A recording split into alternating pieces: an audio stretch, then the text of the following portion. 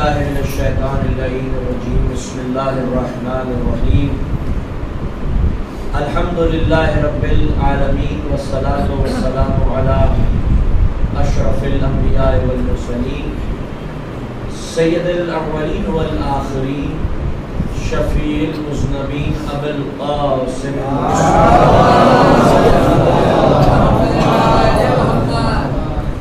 وخاتم النبیین و اہل بیتہ الطیبین الطاہرین المعصومین المظلومین المنتجبین ولعنۃ اللہ علی اعدائهم اجمعین اما بعد فقد قال اللہ سبحانہ فی کتابہ المبین وهو اصدق الصادقین بسم اللہ الرحمن الرحیم قال رسول اللہ صلی اللہ علیہ وآلہ وسلم بني الإسلام على خمس على الصلاة والصوم والحج والزكاة والولاية لم ينادي بشيء كما نودي بالولاية صلوات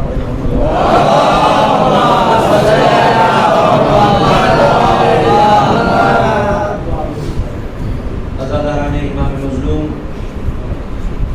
مومنین کرام اہل عزا اہل بلا تمام تعریفیں ہر قسم کی حمد اور توصیف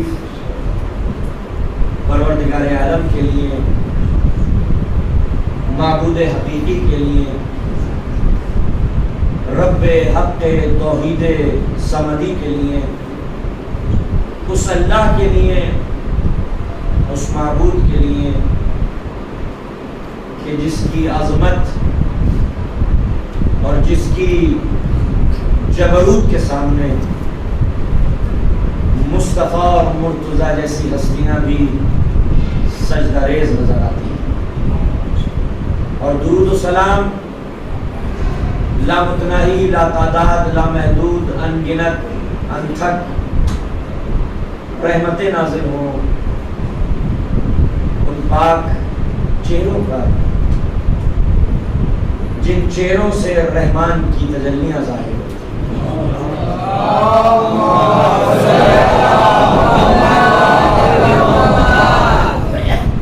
عزیزان ملت، اس دنیا میں جو جتنا عظیم ہوتا ہے وہ اتنا مظلوم بھی ہوتا ہے۔ 1400 برس ہو گئے، آج بھی عزاداروں پر خودکش حملے ہو رہے ہیں۔ کبھی کراچی میں وسفوٹ ہوتا ہے، کبھی سامرہ میں دھماکہ ہوتا ہے، کبھی کسی اور مقام پر عزاداروں کو تشدد کا زد و کوب کا نشانہ بنایا جاتا ہے۔ منفی طاقت والے اور باطل حکومت والے یہ سمجھتے ہیں کہ بم کے دھماکوں سے عزاداری کو اور عزاداروں کو روکا جا سکتا ہے، لیکن یہ لوگ نہیں جانتے کہ حسین کا سچا عزادار ہوتا ہی وہ ہے جس کے لہو کا ہر قطرہ راہ حسین میں بہنے کے لیے منتظر ہوتا ہے۔ عزادار کی سانسیں جب کھلتی ہیں جب وہ موت سے پنجہ لوا لیتا ہے۔ عزاداروں کو بم کے دھماکوں سے ڈرانا ایسا ہے جیسے کوئی مچھلی کو یہ دھمکی دے کہ تجھے پانی میں ڈبو دوں۔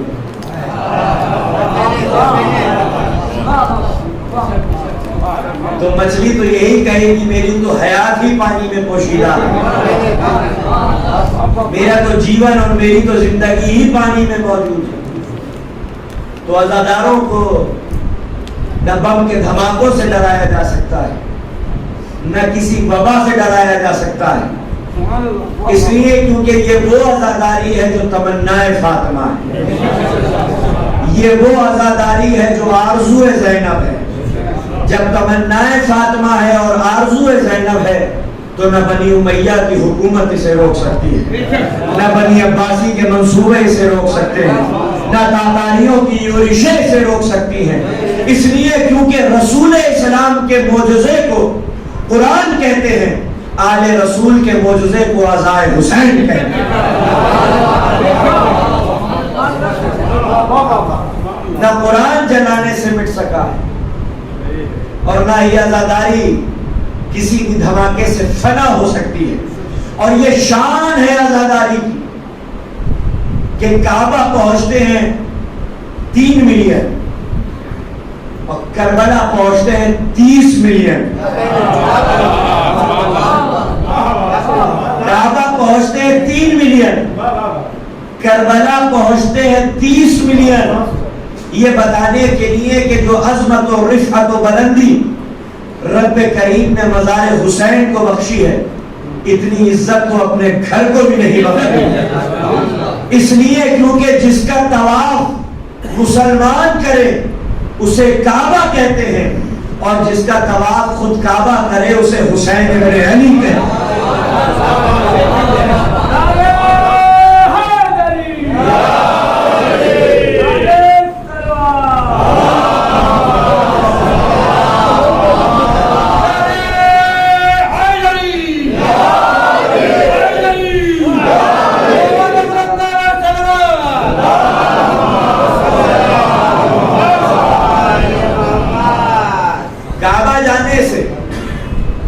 کعبہ جانے سے جسموں کی تطہیر ہوتی ہے، کربلا جانے سے نسلوں کی تطہیر ہوتی ہے۔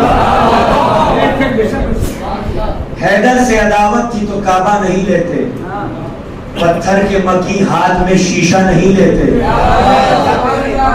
حیدر سے عداوت تھی تو کعبہ نہیں لیتے، پتھر کے مکی ہاتھ میں شیشہ نہیں لیتے۔ ہم لوگ ہیں مرہون کرم کرب و بلا کے، ہم لوگ سعودی سے وظیفہ نہیں دے رہے۔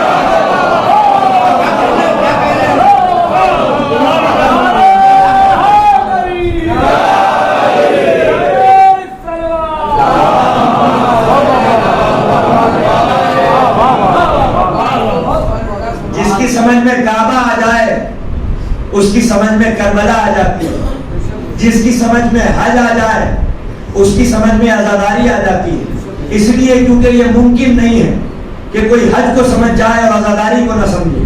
عزاداری میں اور حج میں بنیادی طریقے سے کوئی فرق نہیں ہے۔ میری سمجھ میں نہیں آتا کہ دنیا کی سمجھ میں حج آ جاتا ہے، عزاداری نہیں آتی۔ جس کی سمجھ میں عزاداری آ جائے اس کی سمجھ میں حج آ جائے گا، جس کی سمجھ میں حج آ جائے اس کی سمجھ میں عزاداری آ جائے گی۔ یہ ممکن نہیں ہے کہ حج سمجھ میں آ جائے اور عزاداری سمجھ میں نہ آئے۔ یہ ممکن نہیں ہے کہ صفا اور مروہ کے درمیان کوئی صحیح کو سمجھ لے اور تولا کو نہ سمجھے۔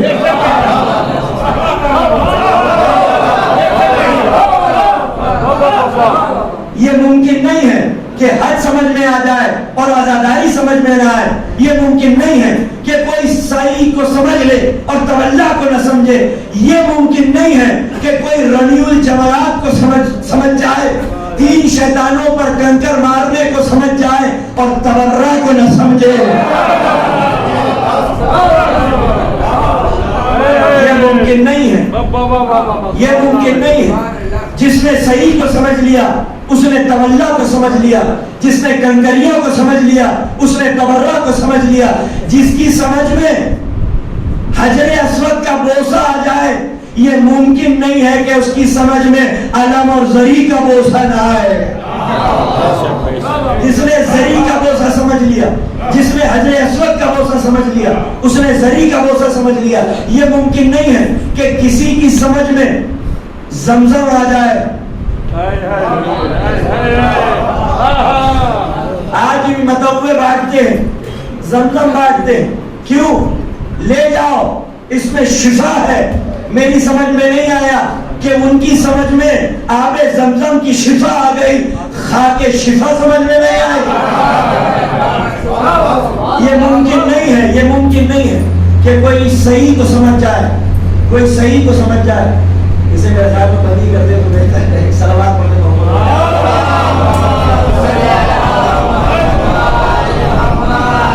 جس کی سمجھ میں صحیح آ جاتی ہے اس کی سمجھ میں تولا آ جاتا ہے، جس کی سمجھ میں رمی الجمرات آ جاتے ہیں اس کی سمجھ میں تبرہ آ جاتا ہے، جس کی سمجھ میں حجر اسود کا بوسہ آ جاتا ہے، اس کی سمجھ میں علم الزری کا بوسہ آ جاتا ہے، جس کی سمجھ میں آب زمزم سے شفا آ جاتی ہے، اس کی سمجھ میں خاک شفا آ جاتی ہے. یہ ممکن نہیں ہے کہ کوئی کعبہ سمجھ لے اور علی کو نہ سمجھے. ایک صلوات پڑھیں محمد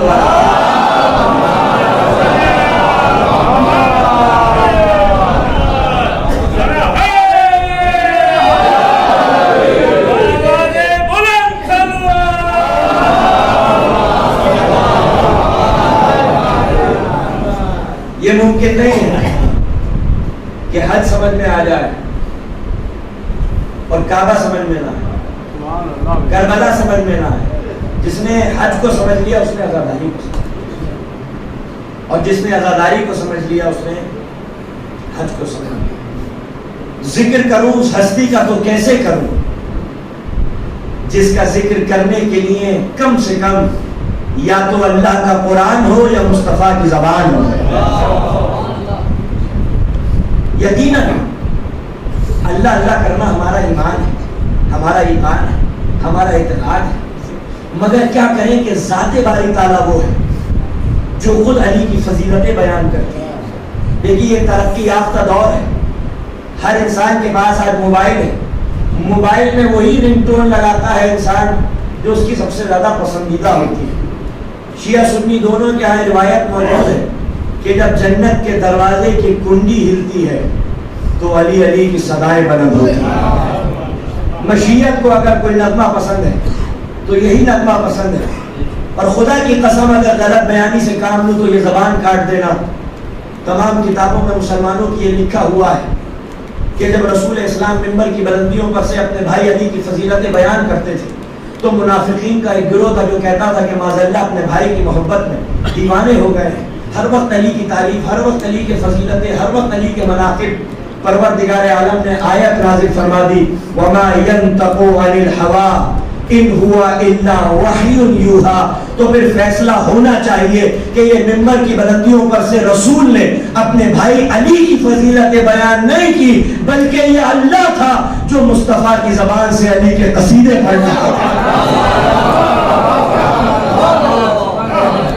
یقیناً مصطفیٰ کرنا ہمارا ایمان ہے، ہمارا ایقان ہے، ہمارا اعتقاد ہے.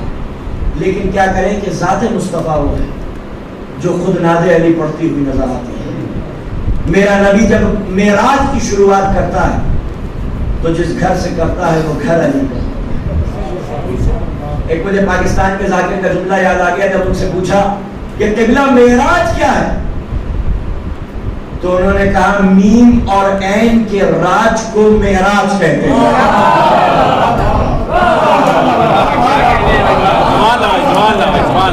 محمد اور علی کے راج کو معراج کہتے ہیں. یقیناً مصطفیٰ کرنا ہمارا ایمان ہے. لیکن جب نبی اپنے معراج کی شروعات کرتے ہیں تو جس گھر سے کرتے ہیں وہ گھر علی کا. جب آسمان کی بلندیوں پر جاتے ہیں تو فرشتے جس شکل میں اپنا دیدار کرواتے ہیں وہ چہرہ علی کا.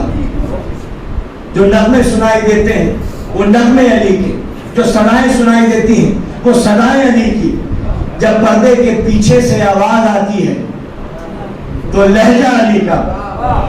اور آپ حضرات کے ذوق کو دیکھتے ہوئے جملہ کہہ دوں، لہجہ علی کا کمال ہی یہ ہے کہ مصطفیٰ بھی سن لے تو معراج ہو جایا کرے.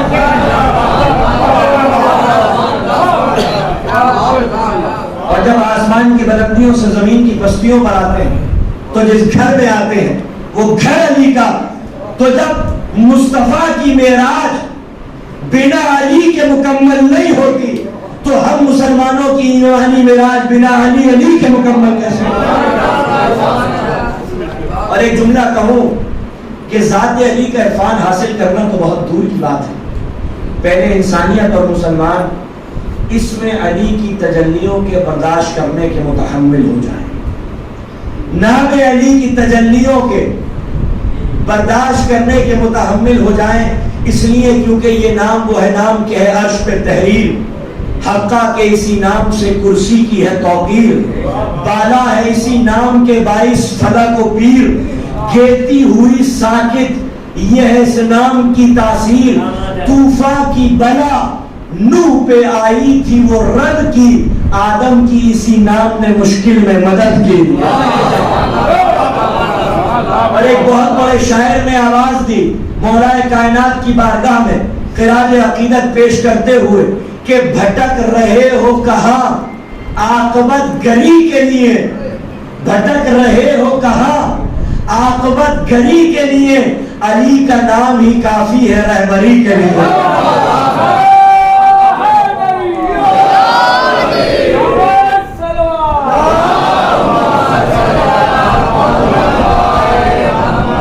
دیکھیں امیر المومنین کے معرفت کے درجات ہیں, اس کی سٹیجز ہیں. جو مقام عصمت کا ہے وہ مقام کسی اور کا ہو نہیں سکتا. جس علی کو نبی جانتے ہیں اس علی کو ہم نہیں جانتے, اس لیے کیونکہ جھوٹا ہے وہ شخص جو یہ دعویٰ کرتا ہے کہ میں نے مولا کی مکمل معرفت حاصل کر لی ہے. کیونکہ علی کی مکمل معرفت حاصل کرنے کے لیے یا تو خدا ہونا پڑے گا یا رسول خدا ہونا پڑے گا. علی تم کو کسی نے نہیں پہچانا سوائے میرے اور اللہ کے. تو جس علی کو اللہ جانتا ہے, جس علی کو مصطفیٰ جانتے ہیں, جس علی کو حسین جانتے ہیں, جس علی کو حسن مصطفیٰ جانتے ہیں, اس علی کو ہم نہیں جانتے. یہ سب سے اونچا مقام ہے, مقام الوہیت و عصمت, کہ جس علی کو اللہ اور نبی جانتے ہیں اس علی کو ہم نہیں جانتے. اس کے بعد جو مقام ہے علی کے عرفان کا وہ خاص قلب سلمانی اور قلب بوذری ہے. جس علی کو سلمان جانتے ہیں اس علی کو ہم نہیں جانتے. جس علی کو ابو ذر جانتے ہیں اس علی کو ہم نہیں جانتے. یہ تو علی کے در کا طفیل ہے, یہ تو علی کے در کا صدقہ ہے کہ اس در پہ جو بھی آتا ہے وہ منصبدار بن جاتا ہے, اس در پہ جو بھی آتا ہے وہ عزتدار بن جاتا ہے. اس در پہ منصب کوئی معنی نہیں رکھتا, اقتدار کوئی معنی نہیں رکھتا. اس در پہ وہی سب سے بڑا منصبدار ہے جو معرفت اور آگاہی کے ساتھ جتنا زیادہ جھک جائے. اس لیے کیونکہ اس در پہ جبرائیل بھی آتے ہیں تو جبرائیل سید الملائکہ بن کے نہیں آتے, اس در کے گداگر بن کر آتے ہیں. یہاں پر رضوان بھی آتا ہے تو جنت کا دروغہ بن کر نہیں آتا, زہرا کے بچوں کا خیاط بن کر آتا ہے. یہاں پر ملک الموت بھی آتا ہے تو ان کی عظمت اور دبدبے خوف سے ملک الموت پر بھی موت طاری ہو جاتی ہے. یہ در وہ در ہے جس کا غلام سلمان ہے جو باب اللہ کہلاتا ہے. یہ در وہ در ہے جس کی کنیز فضہ ہے جو معجزات میں فخر مریم نظر آتی ہے. یہ در وہ در ہے اگر اس در کو تم جلا بھی دو گے تو امت اس جلے ہوئے دروازے کی راگ کو پھاگ کر شفا یاب محسوس کرے گی. یہ در وہ در ہے جہاں پر بے زر آتے ہیں تو ابو ذر بن جاتے ہیں.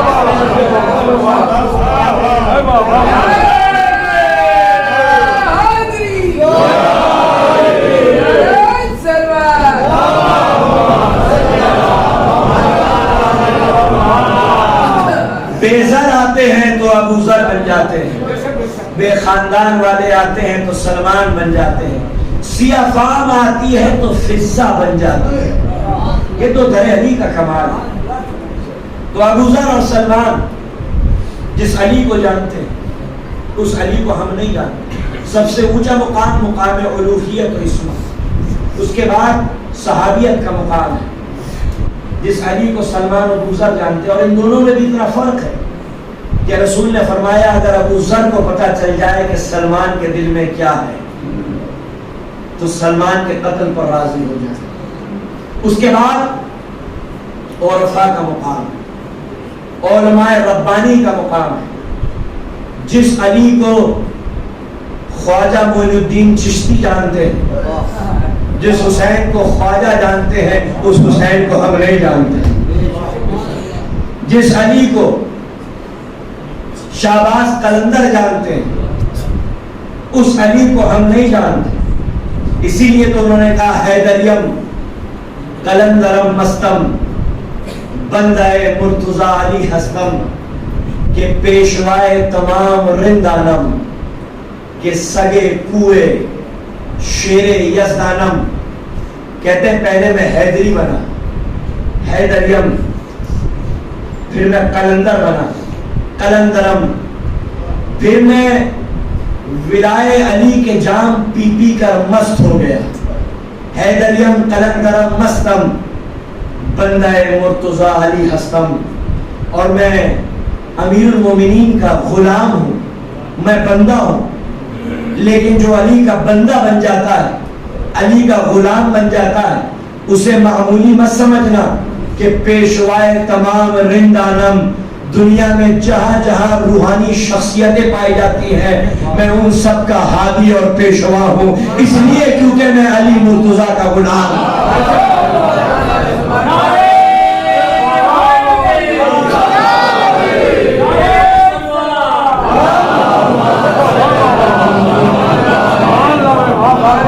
پیشوائے تمام رندانم، لیکن قلندر اپنا مقام جانتا ہے، وہ تمام رندانم کا پیشوا ہونے کے باوجود بھی اپنی حیثیت اور اوقات کو پہچانتا ہے کہ سگے کوئے شیر یزدانم، میں شیر خدا کی گلی کا ادنا سا کتا ہوں۔ کسی نے کہا شہباز تو نے یہ کیوں نہیں کہا کہ علی کے در کا کتا ہوں؟ شہباز نے فوراً کہا کہ در پہ جاؤں تو جاؤں کیسے، در پہ تو بھیڑ لگی ہوئی ہے، در پہ سلمان ہے، ابو ذر ہے، مقداد ہے، عمار ہے،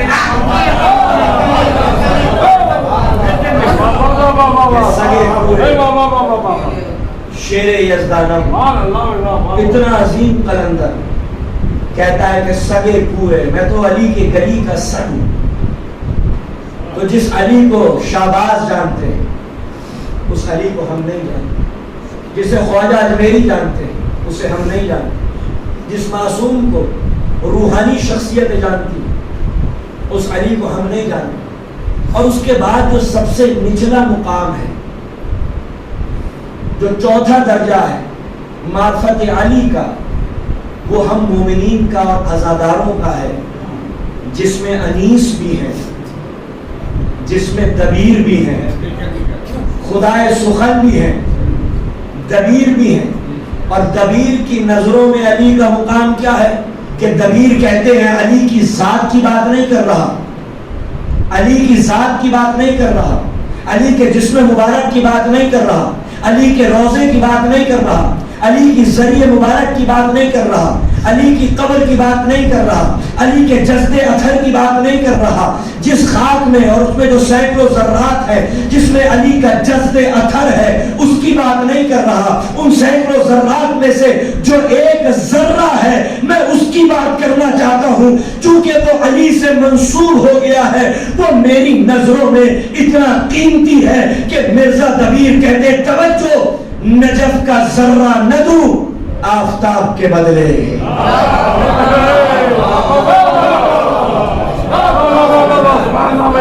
نجف کا ذرہ نہ دوں آفتاب کے بدلے، نہ لوں میں عرش درے بو تراب کے بدلے، نجف کا ذرہ نہ دوں۔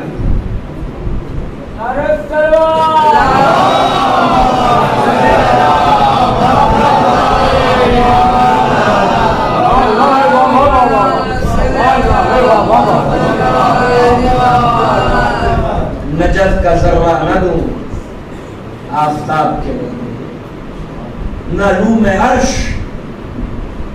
در بو تراب کے بدلے۔ اسی لیے امام جعفر صادق علیہ السلام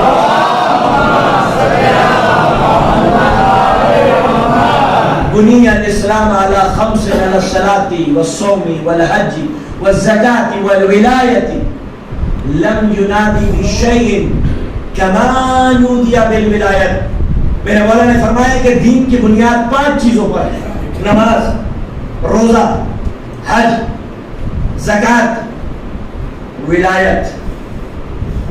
لم ینادی بشیء کما نودی بالولایت، اور جیسے ولایت کی جانب بلایا گیا ہے ایسے کسی کی جانب نہیں بلایا گیا۔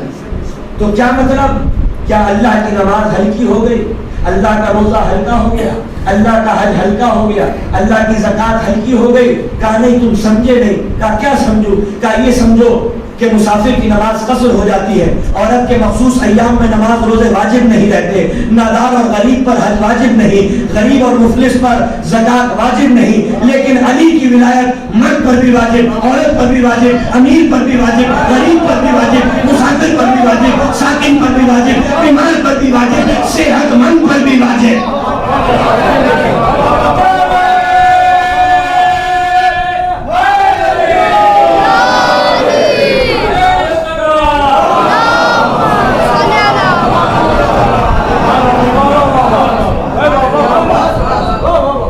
نماز قصر ہو جائے، روزہ قصر ہو جائے، نادار اور غریب پر حج و زکات واجب نہیں رہے، لیکن مولا کی ولایت، علی کی ولا، مرد ہو، عورت ہو، بیمار ہو، صحت مند ہو، مسافر ہو، ساکن ہو، غریب ہو، امیر ہو، ہر انسان پر واجب۔ کیوں؟ کیونکہ ولایت علی ہے بینک اکاؤنٹ۔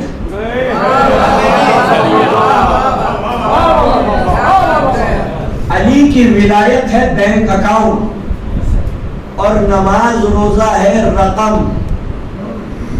جب تک اکاؤنٹ نہ ہوگا بینک میں، بلیک منی تو ہو سکتی ہے، کالا دھن تو ہو سکتا ہے، سفید دھن نہیں ہو سکتا۔ سفید دھن کے لیے ضروری ہے کہ اکاؤنٹ ہو، اور رقم گھر میں نہ ہو، رقم ہو اکاؤنٹ کے اندر۔ اگر رقم گھر میں ہوئی، اکاؤنٹ میں نہ ہوئی، تو وہی کالا دھن بن جاتا ہے، وہی بلیک منی بن جاتی ہے، گورنمنٹ مجرم سمجھتی ہے، اور جتنی زیادہ رقم ہوگی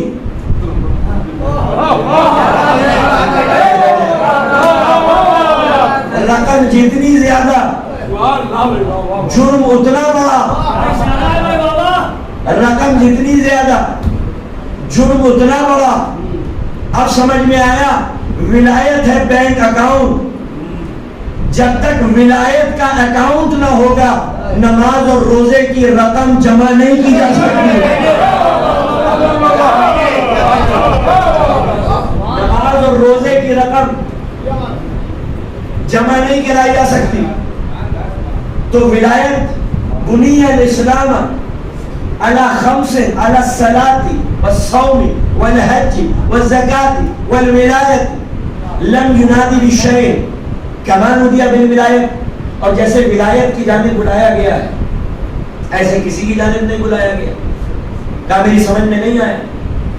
کہا یہ سمجھو کہ ہم نے کانپور میں ایک ڈگری کالج قائم کیا تاکہ قوم کے بچے پڑھ سکیں۔ بڑا شاندار کالج تھا، بڑی خوبصورت قیمتی عمارت تھی، ہری اور دیبا کے پردے تھے، دبیز قالینیں تھی، مہنگے مہنگے اساتذہ کرام تھے۔ ہم نے داخلہ دینا شروع کر دیا، طلاب آئے، داخلہ لیا، رقم بھی بھاری بھرکم تھی۔ اس کے بعد جو طالب علم تھا وہ پڑھنے لگا، رات دن، نہ دن دیکھا، نہ رات دیکھی، نہ دھوپ دیکھی، نہ تپش دیکھی، نہ حدت دیکھی، نہ حرارت دیکھی، نہ بھوک دیکھی، نہ پیاس دیکھی، رات دن پڑھتا رہا، محنت کرتا رہا 2 سال تک، رقم بھی دی، محنت بھی کی۔ اس کے بعد جو سند ملی، اول درجے سے سند حاصل کی، اب وہ سند لے کے گیا دلی کمپنی میں، اور اس نے کہا دیکھیے صاحب ہمارا بڑا عمدہ کالج تھا اور اول درجے سے میں نے یہ ڈگری حاصل کی ہے، میں آپ ملاحظہ فرمائیں۔ اب جو وہاں کا ذمہ دار تھا اس نے ڈگری دیکھی، کہا صاحب کالج تو بڑا شاندار تھا، بڑا عمدہ تھا، نمبر بھی بڑے اچھے لے کر آئے ہو، محنت بھی تم نے بہت کی، رقم کثیر بھی ادا کی، لیکن ہم تمہیں نوکری نہیں دے سکتے۔ کہا کیوں؟ کہا اس لیے کیونکہ جو کالج کا بانی تھا اس سے ایک بنیادی غلطی ہو گئی۔ کہا کیا بنیادی غلطی ہو گئی؟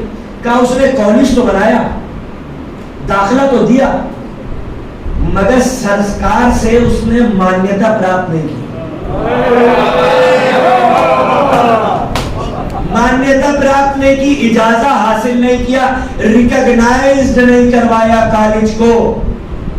تو اسی لیے ہم آپ کو نوکری نہیں دے سکتے، عمارت کتنی ہی اچھی کیوں نہ ہو، اساتذہ کرام کتنے ہی عمدہ کیوں نہ ہو، طالب علم نے رقم کثیر ہی ادا کیوں نہ کی ہو، رات دن سوتے جاگتے اٹھتے بیٹھتے ہر وقت کا مطالعہ کرتا رہا ہو، اول درجے سے اس نے سند حاصل کی ہو، پھر بھی تمہیں اس کمپنی میں داخلہ نہیں دیا جائے گا، تم ملازم نہیں بن سکتے، اس لیے کیونکہ تمہارا کالج، تمہارا مکتب فکر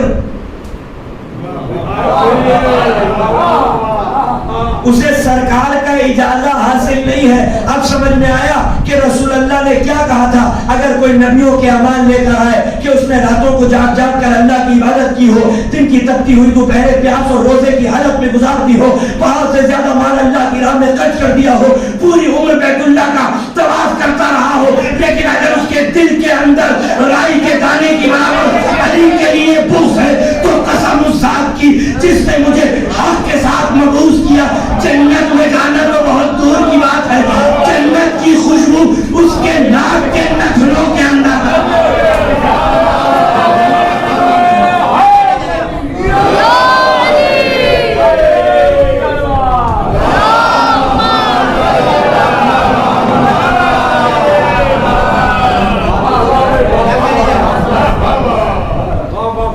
سمجھ میں آیا کہ نبیوں کے اعمال لے کر آئے۔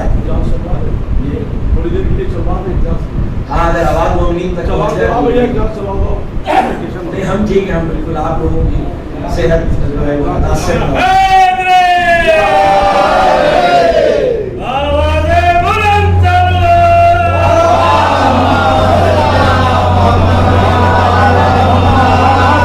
نبیوں کے کوئی اعمال لے کر آئے، راتوں کو جاگ جاگ کر اس نے اللہ کی عبادت کی ہو، دن میں روزے رکھے ہوں، بہت سے زیادہ مال اللہ کی راہ میں خرچ کر دیا، پوری عمر اللہ کے گھر کا طواف کرتا رہا، جنت کی خوشبو بھی اس کے دل میں داخل نہیں ہوگی۔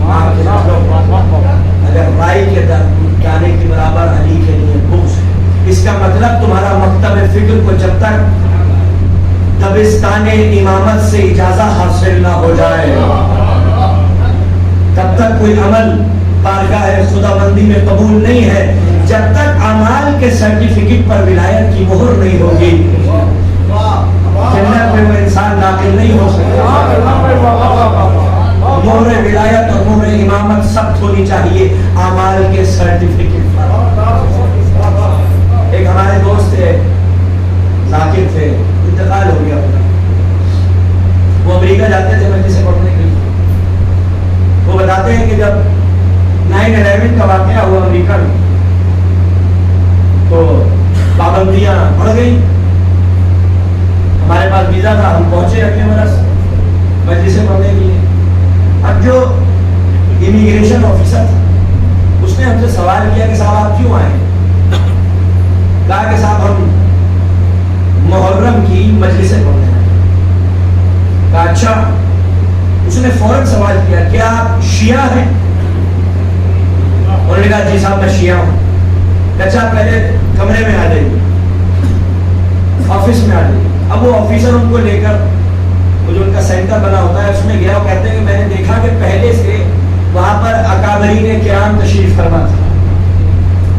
میں ان کے پہلو میں آ کر بیٹھ گیا۔ ہم نے ان سے پوچھا کہ صاحب کیا ہوا؟ تو انہوں نے کہا کہ آپ 4-5 گھنٹے ہو گئے یہ ہم اس کمرے میں لے کر آئے تھے، نہ کوئی سوال نہ جواب نہ پوچھ نہ تھا، کوئی آ ہی نہیں رہا ہے۔ آپ کیوں آئے ہیں امریکہ؟ کہا ہم تبلیغ کے لیے آئے۔ اب انہوں نے سوال کیا کہ آپ کیوں آئے؟ کہا صاحب ہم ولایت کی تبلیغ کے لیے آئے، ہم مجلس سے پڑھ رہے ہیں۔ ان کا اچھا۔ وہ کہتے ہیں کہ 15-20 منٹ گزرے تھے کہ ان کا ایک آفیسر آیا پوچھتا ہے کہ آپ میں سے مجلسیں پڑھنے کون آیا ہے محرم میں؟ انہوں نے کہا صاحب کہا آپ کا تھوڑا سا انٹرویو ہوگا ذرا آ جائیے۔ سامنے ہوتی ہے ڈیسک لگی ہوتی ہے، ہم نے بھی دیکھا ہے ڈیسک لگی ہوتی ہے، وہاں پہ اونچی کرسی ہوتی ہے، اس پہ آفیسر بیٹھا ہوتا ہے۔ اس نے ان سے سوال پوچھا آپ شیعہ ہیں؟ ہاں۔ مجلسیں پڑھنے آئے؟ ایام اعظم؟ کہا جی سب ٹریننگ میں جاتی ہوں۔ اچھا ثابت کریں کیا آپ شیعہ ہیں؟ آپ پوچھیے جو سوال پوچھنا ہے. کہا اچھا آپ کیا 12 امام ہیں؟ کہا جی. ذرا نام سنائیے.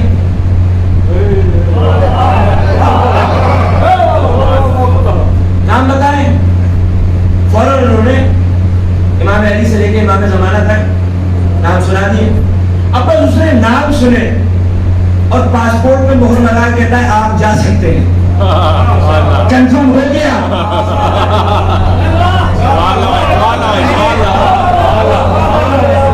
کنفرم ہو گیا آپ جا سکتے ہیں. اب یہ خرامہ اپنا بیگ اٹھایا ان کے پہلو سے اور یہ ایک دم سے گھبرائے پریشان ہے. ہمیں تو کئی گھنٹے گزر گئے اور تمہیں 15 منٹ میں فارغ کر دیا. کہا کیا پوچھا؟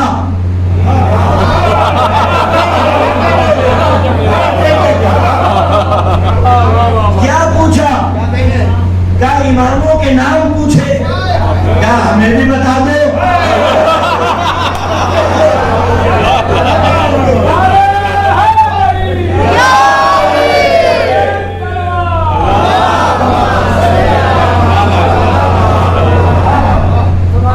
یاد کر لو یہاں بھی کام آئیں گے, محشر میں بھی کام آئیں گے. گزر نہیں سکتے پلے صراط سے, جنت میں داخل نہیں ہو سکتے جب تک یہ نام یاد نہ ہو, جب تک یہ اسماء مبارک نام یاد نہ ہو, تب تک جنت میں. بنی الاسلام علی خمس علی الصلاۃ والصوم والحج والزکاۃ والولایۃ لم ینادی بشیء کما نودی بالولایۃ. جیسے ولایت کی جانب بلایا گیا, اس لیے کیونکہ اگر ولایت نہ ہو, علی کی محبت نہ ہو, آل رسول کی ولا نہ ہو, تو اٹھک بیٹھک تو ہو سکتی ہے, نماز نہیں ہو سکتی. فاقہ تو ہو سکتا ہے, روزہ نہیں ہو سکتا. چیریٹی تو ہو سکتی ہے, زکات نہیں ہو سکتی. وزٹ ٹو مکہ تو ہو سکتا ہے, حج نہیں ہو سکتا.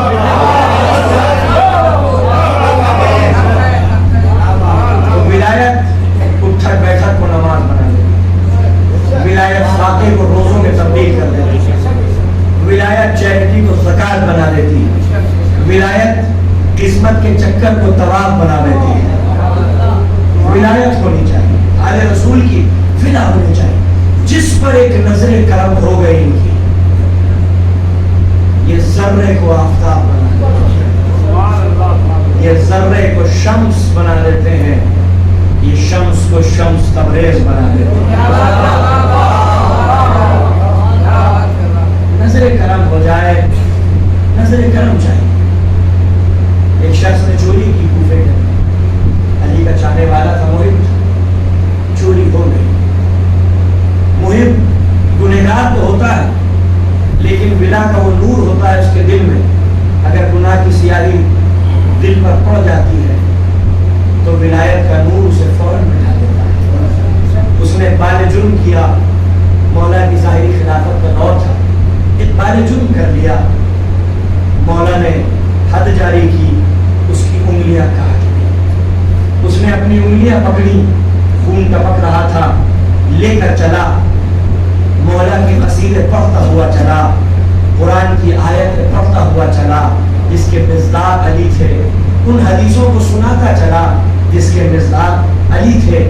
مجھ سے بہتر کون, مجھ سے افضل کون, مجھ سے اعلیٰ کون, مجھ سے عمدہ کون.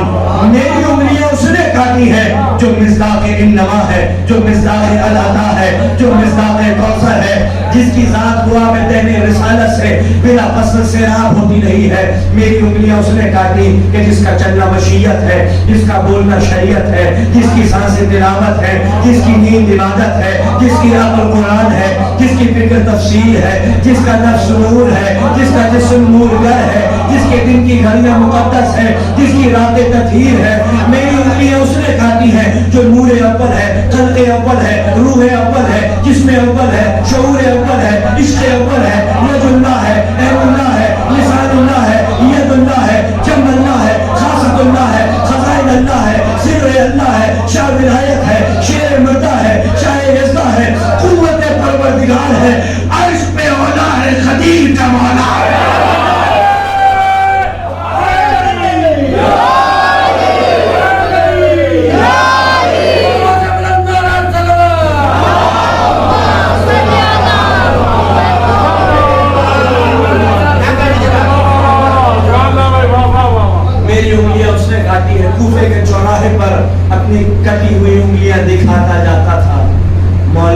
قصیدے پڑھتا چلا جاتا تھا، مولا کے مناقب بیان کرتا جاتا تھا. صبح سے شام ہو گئی، حکومت کے کارندوں نے آ کے کہا مولا صبح اس کی انگلیاں کاٹی تھی نا، زبان نہیں رک رہی، اس کی زبان نہیں تھک رہی، اس کی آپ کے قصیدے پڑھ رہا ہے، آپ کی شان میں حدیثیں بیان کر رہا ہے، قرآن کی آیتیں بیان کر رہا ہے.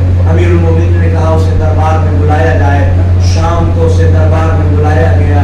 چہرے پر مسکراہٹ تھی، چہرے پر تبسم تھا، انگلیاں لیے ہوئے. یہ ثابت کر رہا تھا کہ رسول نے فرمایا تھا علی مومن وہ ہے ناک پہ ضربے لگاؤ گے محبت سے باز نہیں آئے گا، منافق وہ ہے سونے کے پہاڑ دے دو گے نفاق سے باز نہیں آئے گا. علی نے انگلیاں کاٹ دی لیکن محبت کا شجر تو ہرا بھرا تھا، زبان نہیں رک رہی تھی، چہرے پہ تبسم تھا. میرے مولا نے پوچھا سنو میں نے تمہاری انگلیاں کاٹ دی، تمہیں سزا دی اور تم میری تعریفیں کر رہے ہو، تم میرے مناقب کا اظہار کر رہے ہو، تم میری فضیلتیں آشکار کر رہے ہو. مسکرا کے کہا مولا آپ کی فضیلتیں بیان کیوں نہ کروں، اس لیے کیونکہ دنیا میں چھوٹی سزا دے کر آخرت کی بڑی سزا سے آپ نے جو بچایا.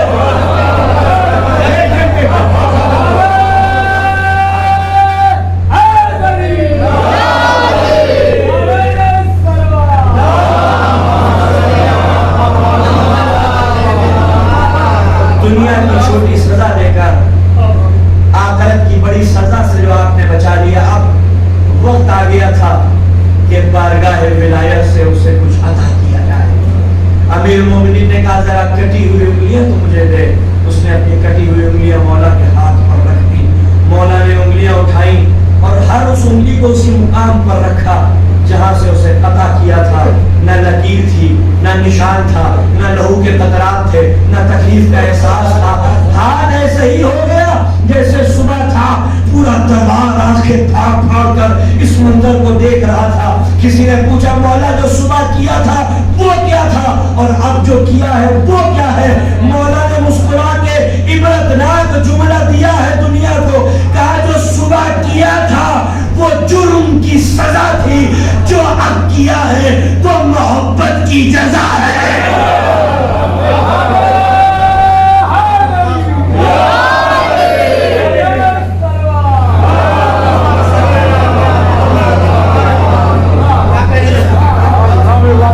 جو صبح کیا تھا وہ جرم کی سزا تھی، جو اب کیا ہے وہ محبت کی جزا ہے. یہ ہے علی کی محبت، علی کی ولا کہ جو کٹی ہوئی انگلیوں کو جوڑ دیتی. ایک عورت بڑی ضعیف تھی، مولا کی چاہنے والی. اس کے پاس ایک پتھر تھا، تمت الثاقبہ میں لکھا ہوا، بڑی مشہور و معروف ہماری کتاب ہے. اس کے پاس ایک پتھر تھا امیر المومنین کی، امام حسن مجتبی کی، امام حسین، علی کی مہر ولایت، حسن کی مہر ولایت، مولا حسین کی مہر ولایت. اس پر سب تھی پتھر کے اوپر، کیونکہ وہ تصدیق کرواتی تھی کہ آپ وقت کے امام ہیں. کہا کہا تو اپنی مہر ولایت اس پتھر پہ سب کریے، اگر امام ہوں گے تو مہر ولایت سخت ہو جائے گا. امام زین العابدین علیہ السلام کا دور تھا.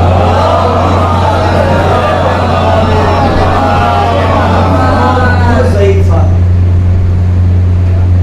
آگے کہتی ہے کہ آپ میرے امام زمانہ ہے.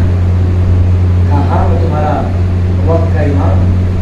اگر آپ امام زمانہ ہیں، آپ اگر وقت کے امام ہیں تو میرے پاس آپ کے والد، آپ کے چچا اور آپ کے دادا کی مہر ولایت موجود ہے.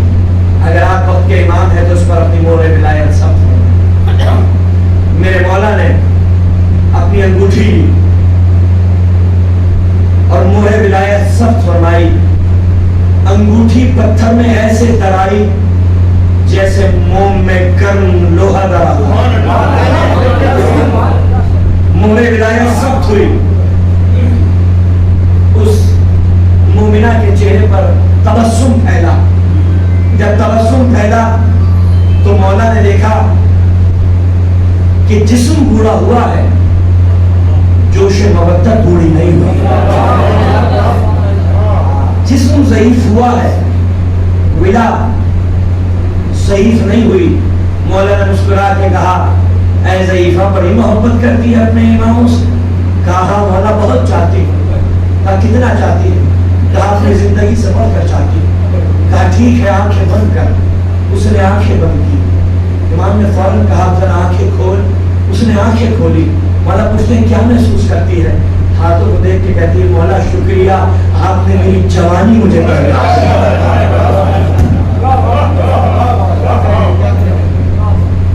یہ ہے علی کی ولا، یہ ہے آل رسول کا عشق کہ جو دنیا میں بھی فائدہ دیتا ہے قبر کی تاریکیوں میں بھی فائدہ دیتا ہے، جو کٹی ہوئی انگلیوں کو جو جوانی کو پلٹا دے۔ بصرہ میں اعلان ہو کہ کل جب سورج کی کرن بصرہ کی سرزمین پر پہنچی تو وہ نئی سوغات اور پیغام لے کر آئی۔ کہا کیسا پیغام؟ کہا کل صبح ہوتے ہوتے علی کا بیٹا رسول کا جانشین حسن مجتبیٰ علیہ السلام بصرہ کی سرزمین پر تشریف لائے۔ حاکم شام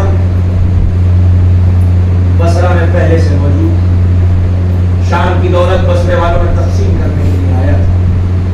چونکہ معاہدہ ہوا تھا، کچھ خراج امام حسن کو بھی جانا تھا۔ مسجد کے اندر حاکم شام، ابھی رات گزر رہی ہے۔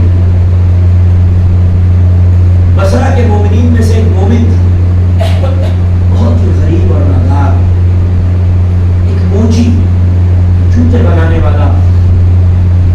اس نے اپنی زوجہ سے کہا کل میرا مولا آ رہا ہے لیکن میرے پاس دینے کے لیے کچھ نہیں ہے۔ بیوی نے کہا کہ جوتیاں کیوں نہیں تیار؟ کہتا بیوی اگر میرے پاس چمڑا ہوتا تو میں مولا کے لیے جوتیاں تیار۔ اب اس نے ایک مشورہ دیا مومنہ نے، کہا اگر چمڑا نہیں تو کیا ہوا، میرے پاس کچھ لکڑیاں پڑی ہوئی، تو امام کے لیے لکڑیوں کی جوتیاں تیار۔ پوچھتا ہے کیا میرا مولا سادہ جوتیاں قبول فرمائے؟ کہا وہ تو کریم ابن کریم ہے، وہ تو سخی ابن سخی، اس کی ہاتھوں میں لکیریں نہیں ہیں، سخاوت کے بہتے ہوئے دریا ہے۔ تحفہ معمولی ہی کیوں نہ ہو، وقت کا امام ضرور قبول فرمائے۔ رات بھر یہ لکڑی کی جوتیاں تیار کرتا رہا۔ ادھر بانگ اذان بلند، حاکم شام مسجد، نماز تمام، اس کے بعد اعلان ہوا کہ حسن مجتبیٰ تشریف لا رہے ہیں، مسجد کے اندر ہی تشریف لا رہے ہیں۔ حسن مجتبیٰ مسجد میں پہنچے تو کیا دیکھتے ہیں مومنین قطار لگائے ہوئے کھڑے ہوئے، اور جس کے پاس جو تھا وہ امام کی بارگاہ میں پیش کر رہا تھا۔ امام کے ساتھ کچھ غلام چل رہے ہیں جو تحفے موصول فرما رہے ہیں۔ اب اس نے محسوس کیا غریب موچی نے کہ جو دیگر مومنین ہیں ان کے پاس جو تحفے ہیں وہ قیمتی ہیں، میرے پاس جو تحفہ ہے جو میں رات میں بناتا رہا وہ بہت ہی سادہ، شاید اس لائق نہیں ہے کہ امام کی خدمت میں پیش کیا جائے۔ امام آگے بڑھ رہے تھے، اس کے ہاتھوں میں جو جوتیاں تھیں اس نے پشت کے پیچھے چھپا لیا۔ امام چلتے چلتے جب اس کے سامنے آئے تو رک گئے، مسکرا کے اس کو دیکھ کے کہا وہ جوتیاں نہیں دے گا جو تو رات کا تیار کرتا رہا ہے۔ اس کی آنکھوں میں آنسو آئے، اس کی آنکھیں چھلکنے لگی۔ اس نے جوتیاں امام کی خدمت میں پیش کی۔ امام صرف یہی نہیں ٹھہرے، امام نے کہا کہ ہم تیری جوتیاں پہننا چاہتے ہیں۔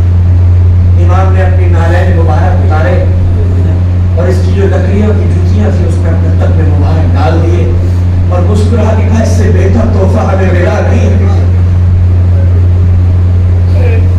نہیں۔ امام جب مسجد کے اندر داخل ہوئے تھے نا قطاروں، تو حاکم شام بصرہ والوں میں دولت دے رہا تھا، لیکن جب مولا آئے تو ایک مرتبہ کہتا ہے کہ فرزند علی مجھے معلوم تھا کہ آپ آئیں گے، آپ بے فکر رہیں، اس سے زیادہ دولت جتنی میں نے بصرہ میں تقسیم کی آپ کے لیے بچا کر رکھی ہے۔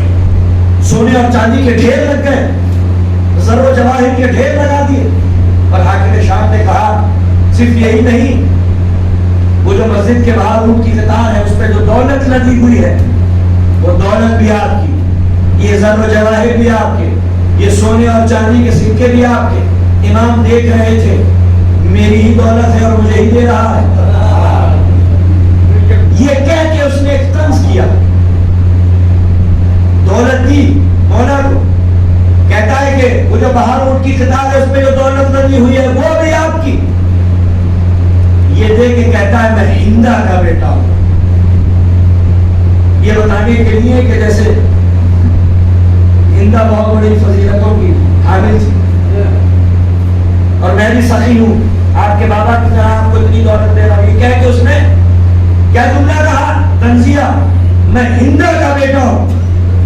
جب اس موچیوں نے جوتیاں پیش کی ہے نا تو امام نے ایک مرتبہ سونے اور چاندی کو دیکھا، زر و جواہر کو دیکھا، اس دولت کو دیکھا، درہم و دینار کو دیکھ کے کہا یہ ساری دولت آج سے تیری ہے۔ یہ کہہ کے حاکم شام کی طرف دیکھ کے علی کے بیٹے نے کہا میں فاطمہ کا بیٹا ہوں۔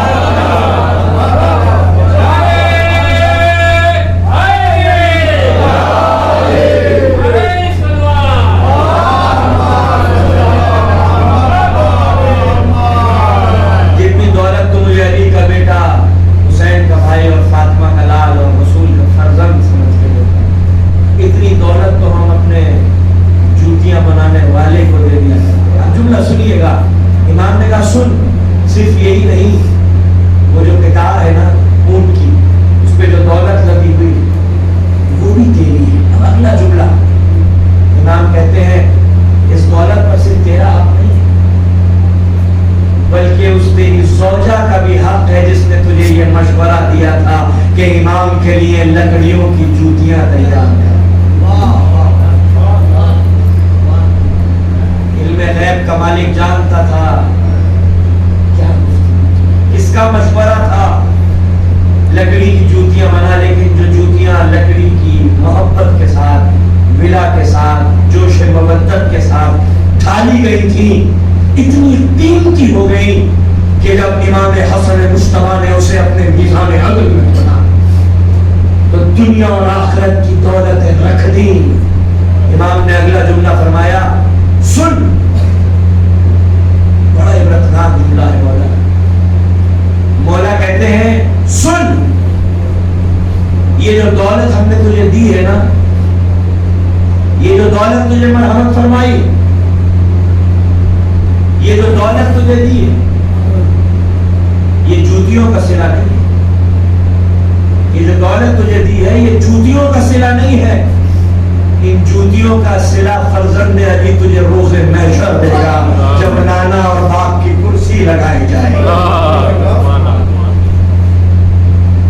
یہ جوتیوں پہ صلہ نہیں، تیری محبت کا صلہ سوائے جنت کے کچھ اور ہوئی نہیں۔ یہ ہے ولا کہ جس پہ نظر کرم ہو جائے امامت اور ولایت ذرے سے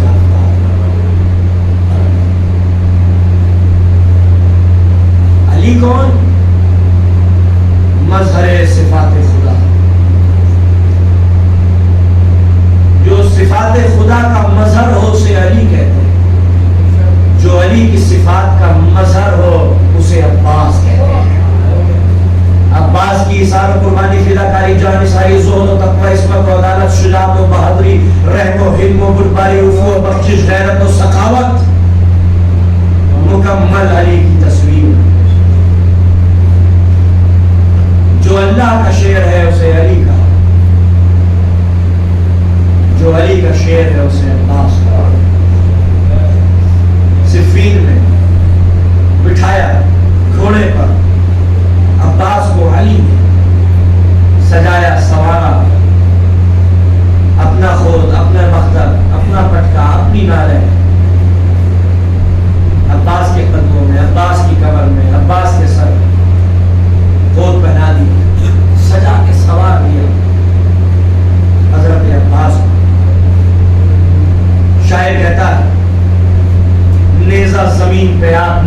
جو یک بیک ماہی نے دب کے گاوے زمیں سے کہا سرک. دور قدیم میں تصور تھا ہندوستان میں کہ جو دنیا ہے گائے کے سینگ پر گھوم رہی. اسی تصور کا استعمال شاعر نے کیا کیونکہ جس جگہ پر گائے کا سینگ ہوگا وہاں پہ دباؤ ہوگا. تو شاعر کہتا ہے جب عباس نے نیزہ مارا زمین پر تو دباؤ پیدا ہوا. زمین کے نیچے جو پانی تھا, پانی میں جو مچھلی تھی, اسے دباؤ محسوس ہوا. اسے لگا کہ یہاں وہ گائے کا سینگ ہے تو دباؤ پیدا کر رہا. جب نیزہ مارا تو مچھلی کو کیا محسوس ہوا کہ یہ گائے کا سینگ ہے. نیزہ زمین پہ آپ نے مارا جو یک بیک ماہی نے مچھلی نے دب کے گاوے زمین سے کہا سرک. مجھے لگا کہ یہ گائے کا سینگ ہے. شاید قیامت آئی زمین پہ گرا فلک, بس الحفیظ کہہ کے لرزنے لگے ملک. خود تھا الٹ چکا ہے جری آستین کو, یا بتراب آ کر بچا لے زمین. یا بتراب آ کر بچا لے زمین کو. عباس کو بھیجا جنگ صفین, میرا بغس کا سن میسرے کو میمنے پر, میمنے کو میسرے پر. قلب لشکر کو الٹ دیا حضرت عباس. نقاب ڈالتی تھی امیر المومنین نے کہ پتہ نہ چلے کہ کون ہے, مگر آنکھوں کی چنگاریاں بتا رہی تھی کہ وقت کا علی ہے جو تلوار چلا رہا ہے. نہ کاج میں فرق تھا, نہ مزاج میں فرق تھا, نہ قد و قامت میں فرق تھا, نہ آنکھوں کے غیظ و غضب میں فرق تھا, نہ پیشانی پر پڑی ہوئی نفرت کی لکیروں میں فرق تھا. عباس تلوار چلا رہے تھے, ادھر علی دیکھ رہے تھے دور سے کہ میرا بیٹا عباس جنگ رہا ہے. ایک مرتبہ علی کے ذوق شجاعت نے انگڑائی دی. علی نے کہا لاؤ قول لاؤ, بکر لاؤ, پٹکا لاؤ, نالین لاؤ. علی نے خود زیرہ زیر تن کی گھوڑے پر بیٹھے نقاب ڈالی, تلوار کو بے نیام کیا, گھوڑے کو ایڑ لگائی اور دوڑاتے ہوئے عباس کے برابر میں آ گئے. عباس نے علی کو دیکھا, علی نے عباس کو دیکھا, پورے لشکر نے دونوں کو دیکھا اور فرار اختیار کرنا شروع کی, یہ کہتے ہوئے ابھی تو ایک علی کا مقابلہ نہیں کر پا رہے تھے, یہ دو علی کہاں سے.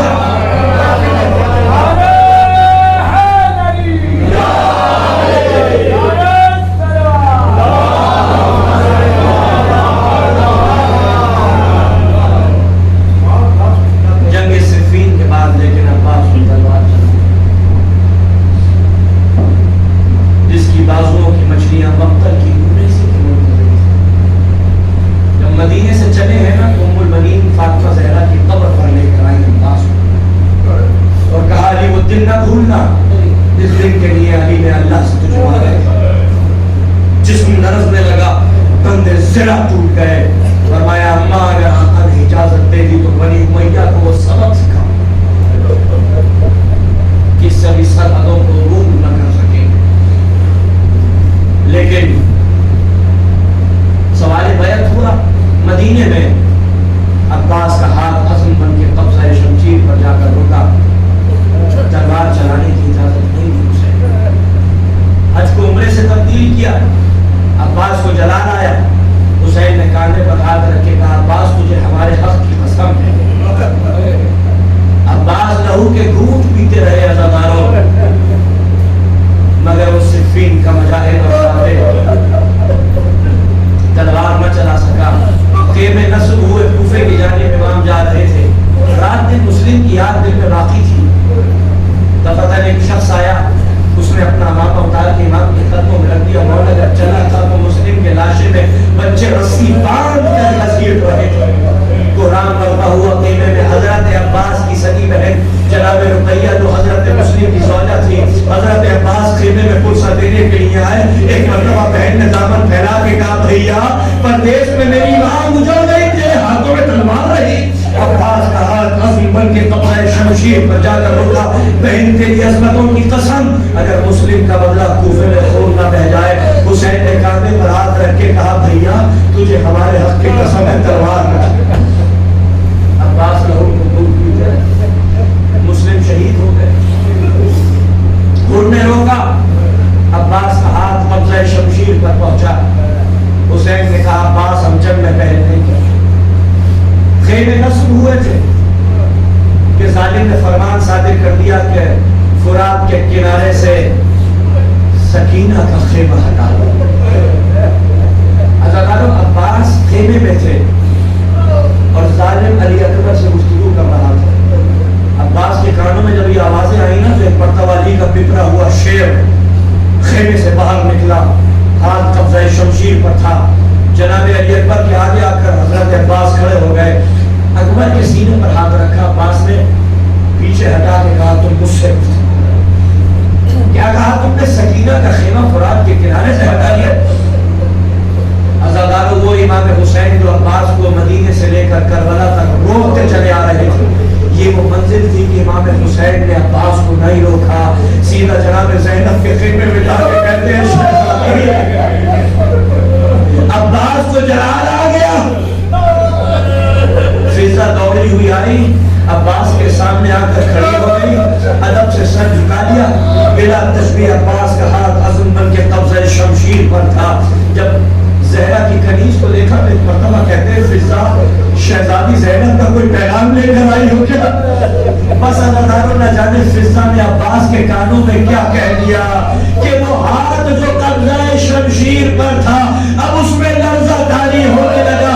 عباس کہتے ہیں فضا شہزادی سے جا کر کہہ دینا سر سے ردا نہ اتارے, عباس تلوار نہیں چلائے.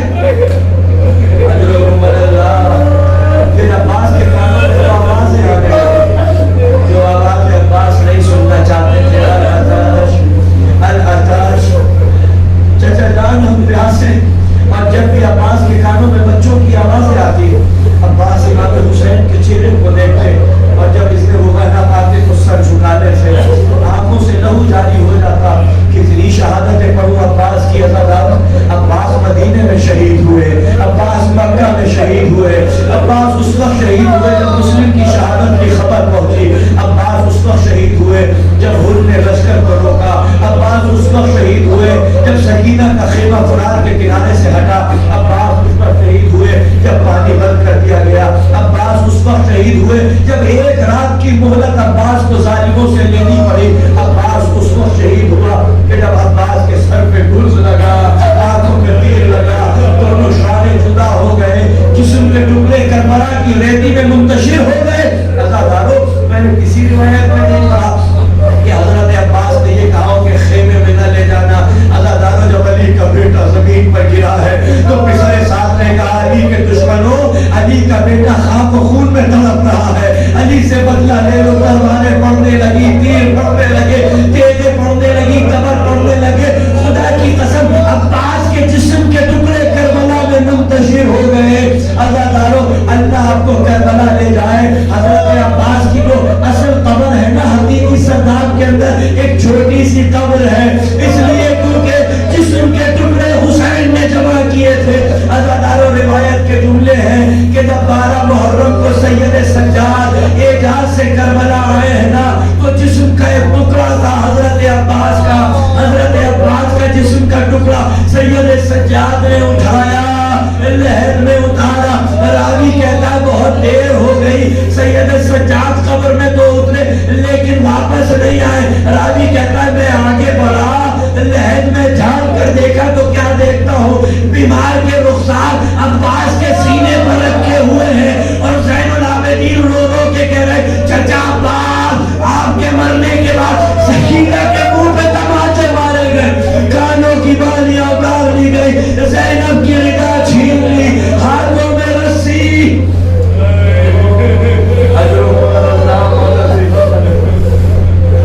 سوائے نبی امام مضروب کے یہ تو حضرت عباس کا ذکر تھا. ایک بچے کا ذکر کرنا چاہتا ہوں. جب یہ لٹا ہوا قافلہ مدینے پہنچا نا تو سید سجاد نے کہا بشیر اعلان کر دے.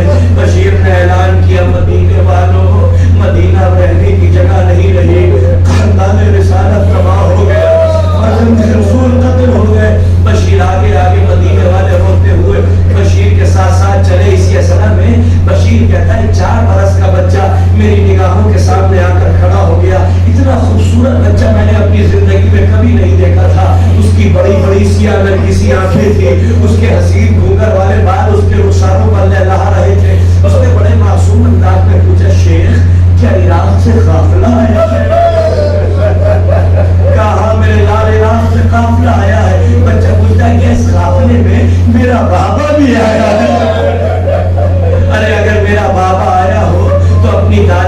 ہوں کہ میرے سر میں تیل لگا دے, میری آنکھوں میں سرما لگا دے, مجھ کو نیا لباس پہنا دے. بشیر پوچھتا ہے میرے لال تم کون ہو, تمہیں کس کا انتظار ہو؟ بچہ کہتا ہے بشیر تو نے مجھے نہیں پہچانا, میں فضل ہوں, میں عباس کا بیٹا ہوں.